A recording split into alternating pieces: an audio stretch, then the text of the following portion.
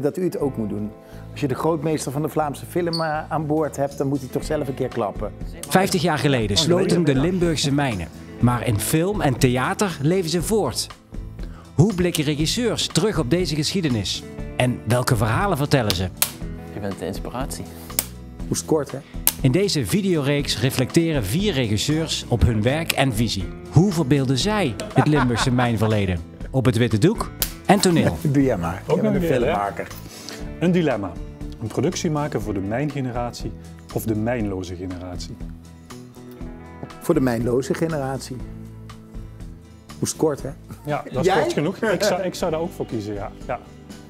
Juist Waarom? omdat het, denk ik, heel belangrijk is. Dit is zo'n belangrijk deel van onze geschiedenis, van Limburg.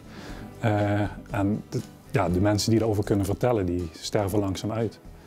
En de jeugd weet dus daar niet meer wat onze opa's allemaal gedaan hebben, daar onderin. En wat voor invloed dat heeft gehad op de hele regio. Ik vind ook dat die mijnloze generatie, dat zit in hun, ook die mijngeschiedenis. En dat is ook voor die generatie identiteitsbepalend. Dus extra belangrijk om er wat van te weten. Ja. In hoeverre voel je verantwoordelijkheid over het verhaal, over het mijnverleden dat je toevoegt? Ik moet heel eerlijk zeggen dat ik daar nog nooit zo heel erg over na heb gedacht. Wat potentieel deze film zou kunnen doen voor de geschiedschrijving. Hè? Want dat is het wel. Als je kijkt ook wat Hollywoodfilms die een tijdsbeeld schetsen voor stempeldruk op wat wij kennen uit die tijd, is dat misschien eigenlijk best wel een hele grote verantwoordelijkheid. Ja. Alleen misschien gelukkig, daar ga ik daar nu pas voor het eerst eigenlijk over nadenken.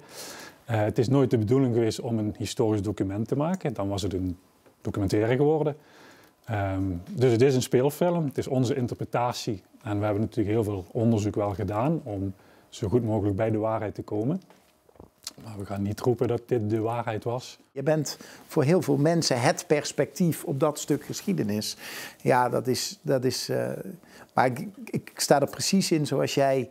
Ik denk, ja, ik vind het interessant en tof om er iets mee te maken, maar ik ben er niet verantwoordelijk voor dat het klopt of dat het, want anders verstikt het ook. Hè. Je moet ook wel vrij iets kunnen maken waarvan je denkt dat het interessant of spannend voor jou is. Dat mensen dat dan gaan interpreteren als het is zo gegaan, ja, dat is niet helemaal mijn verantwoordelijkheid. Nee.